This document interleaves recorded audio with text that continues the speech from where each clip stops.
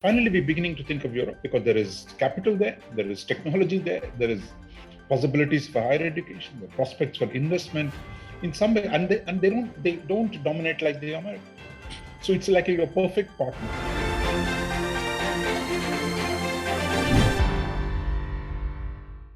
And so, this week in Rajamandala, you focused on Europe and India's the chance with the Denmark President, I'm not sure actually, where the Denmark Prime Minister's visit to Delhi and the sort of what are the so-called smaller countries, not just England, France, Germany, which we're used to, the big Western European nations.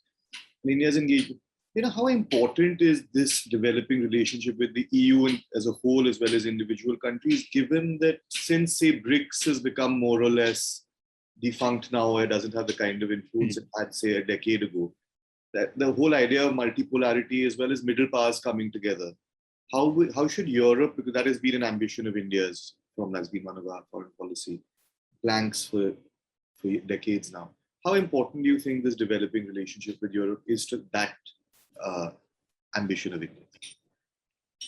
I think the main change I think that has taken place is that India is paying attention to Europe both individually and collectively. That itself is a big change. And I think India never took Europe seriously. And I would even dare say that it barely had an understanding of Europe, because for all the criticism we make against other people's Cold War mentality, Delhi itself was trapped in a Cold War mentality, in a way of thinking of Europe purely in Cold War terms, and not believing that, look, Europe has potential and that we could reach out and do things with them. Because once you decided they were part of the Western camp, then there was very little room, even though you occasionally tried doing things with France, for example. It never went beyond, in the Cold War, buying a few planes once in a while. Occasionally, there were efforts made to build a strategic relationship. It really did not take off until recently. For the first time, for example, on Indian Ocean today, we work with France.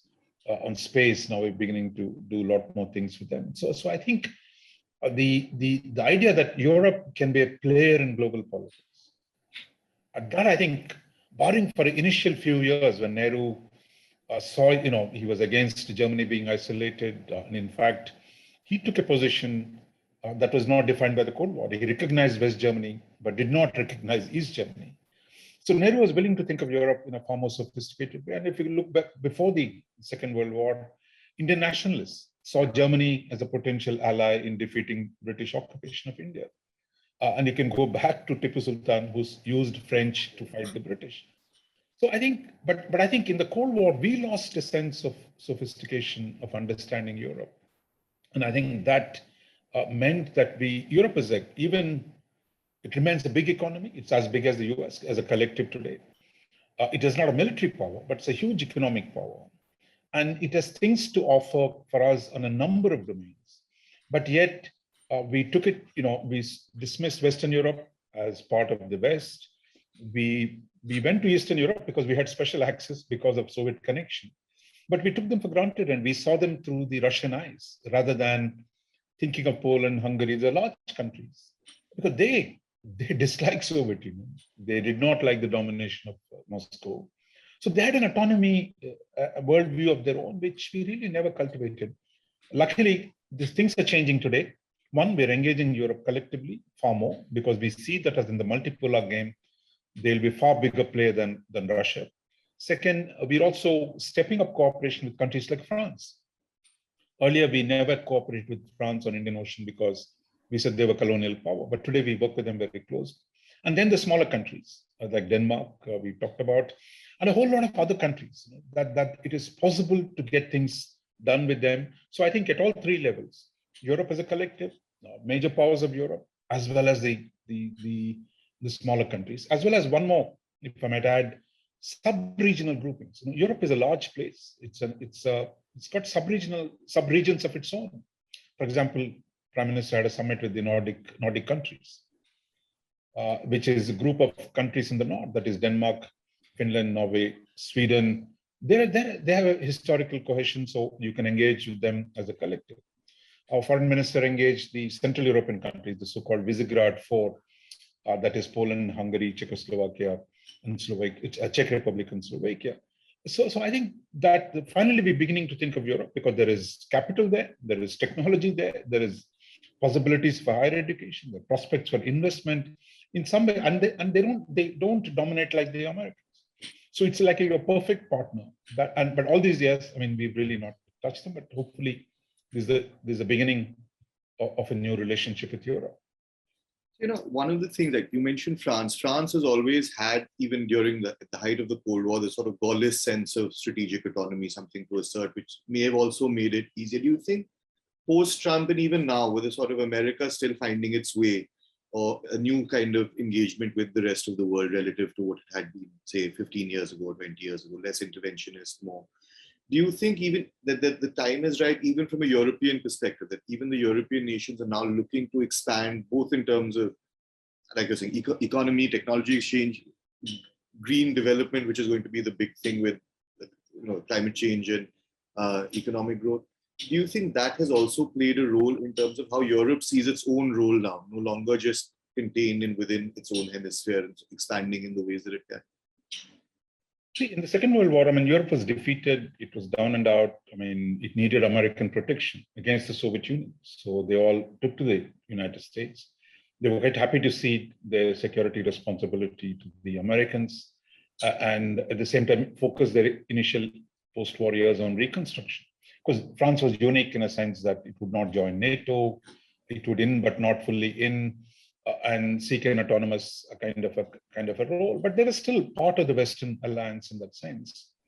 But after the Cold War, after this, when Germany got united, then Europe began to reconnect with itself. And the economic integration that began took a full flow. And Europe today as a collective, I mean, it's a huge entity. It's bigger than China, as big as the United States.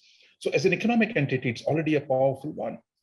For example, on the digital side, we all now have rules which are really initiated by Europe on GDPR. I mean, that actually Europe has become a norm-setting country, that their size of economic and the sense of they're somewhat different from the Americans and different from the Russians and the Chinese. For example, on the kind of internet freedom, well, the Americans talked about absolute freedom. Europeans said, no, you got to protect against pedophilia, you got to protect against abusers, you got to protect privacy. So Europe has a different version of its own capitalism, its own ideas of how to regulate technology. So I think that is a huge area where I think now we have opportunity. Second, because of the size, they were always a big player in trade, but India has found it hard to deal with them. But at the Portugal summit in May, we finally agreed to restart negotiations on a free trade agreement. So you have on the trade side, and then on climate change, on a whole range of those kind of issues, sustainability. You saw the green partnership with Denmark. That's something that Europe wants to do collectively. So my sense is there is that opportunity. But what about defense and security? Does Europe, to ask the whole question, Comrade Stalin asked how many divisions does the Pope have? I mean, so the Europe can't bring in too many troops. But France is a military power. It has shown it has the capacity to act in the Indian Ocean. But I think there are other things it can do. For example, today, it's willing to bring a lot more money today than the Americans in promoting a Belt and Road initiative of their own. They're calling it the Global Gateway, which is use European money to promote sustainable infrastructure development, which I think for an India that opposes BRI on the same grounds. I mean, there is a whole lot of room to work with Europe today on Belt and Road. On the maritime side, I mean, they're willing to now put in more effort, bring in more ships, spend more time working with countries like India, Indonesia, ASEAN. And their vision is also one of inclusion, which is also like India's. So I think we have now across the board a whole range of possibilities with Europe that we can begin to take and run with that ball.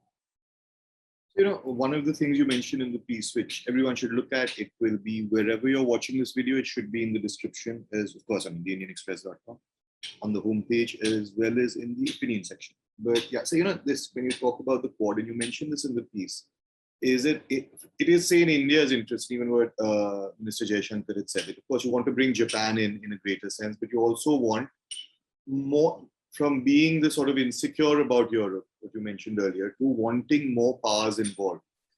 Do you think that is important also in terms of how China sometimes manages to frame the debate as when you say rules, you mean American hegemony? But if we have more, and Europe is no longer, like you're pointing out, it's no longer the Cold War days. It has a lot more research. Do you think it's also important to have a greater European presence at the negotiating table? And how much do you think the Anglophile or the AUS UK, the deal, how much has it upset France in that regard? And by extension, perhaps Europe vary. China is saying that, look, these are American rules is not surprising. All rising powers say the previous guy's rules were bad. Yeah. But for us who are not a part of the old order or the new one, we say, like, are the Chinese rules any better? They're far worse. Yeah. They take other people's territories and say, look, this always belonged to us. Sorry, international law doesn't apply here because these are historical territories. So go jump in a lake. So this is far worse. Yeah. If you thought American imperialism was bad, what Chinese power today, and given the imbalance between China and the neighbors, two large neighbors, Japan and India, China overshadows both of us today. So I think the Chinese argument, look, I'm building a new order, would have had an appeal if they were nice to the neighbors. They're not. I mean, what China is doing today, when it says Asia for Asians, oh, these are Americans or outsiders, which is exactly what Japan said. When Japan was occupying Asia, it said, yeah, we're going to liberate you from European imperialism. We are your buddies. So, but your Japanese turned out to be, imperialism turned out to be even more horrible than the European imperialism. So I think what the Chinese are simply repeating that game. We would have bought into that. In fact, Indians would have loved to buy into that. Because whole thing about Asian solidarity, etc. But the Chinese have, unfortunately or fortunately, if you will, have actually shown their hand, which is really about their power, their territory, and they're seeking more influence at the expense of its large neighbors. So I think nobody buys that stuff that, look, China is battling for Asia against the West. It is going to draft new rules. They're fighting for themselves. So what you have is actually, whether it's communist Vietnam, capitalist Japan, or socialist India, all want a balance, and that's why Americans are coming. So there's a lot more receptivity to the Americans today. But you also don't want to get trapped in a US-China bipolar confrontation. That's where Europe comes in. If Europe says, look, Europe might not be able to get the military capabilities, but individually they can help strengthen the militaries. They can bring in money. They can bring in infrastructure. They can bring in norms. I mean, their power to raise their voice, whether it is on, Chinese abuses or on standing for freedom of navigation. So Europe brings in a lot of capabilities. So what is interesting is much of Asia today no longer sees Europe as an imperial power, because all of them, Vietnam was under French colonialism, Indonesia was under Dutch colonialism, India was under the British colonialism. None of them are saying, look, Europe is a problem. So they're saying, look, having Europe in a former colonial powers in today is good for Asia. So that is a historic inversion. That is because of the circumstances we find ourselves in. Having Europe a third power would be welcome because that introduces multipolarity, that introduces greater space for countries between China and the US. So that's where it is going. And Russia could have played this role after the Cold War, but Russians have become so aligned with China that they're not in a position to play that role, which they perhaps could have. But so Europe has more resources than Russia. Europe has more clout, political, diplomatic than Russia. So and their technologies are far more superior. So I think Europe, which steps in, would be very welcome. But of course, Europe has its problems. I mean, they have to deal with their own neighborhood, which is where Russia is asserting itself. There are problems in the Middle East. And then how much can they divide their attention between European security and Asian security? And then there is a question of that very tied to China on the economic front. So can they really sacrifice their economic interests for the sake of political balance? So those are real issues, but I think those are being debated. My sense is Europe is moving towards a position that's more favorable to countries like India, to Japan, to Vietnam, and those countries in this region. So even if Europe moves from 0 to 2, that's welcome addition for a multipolar Asia, and that's why this region is quite happy to welcome Europe. Great, sir. Thank you so much. We'll see you next week. And everyone, read the piece. It's on. Read it in print or read it online. It's there everywhere. Thank you so much.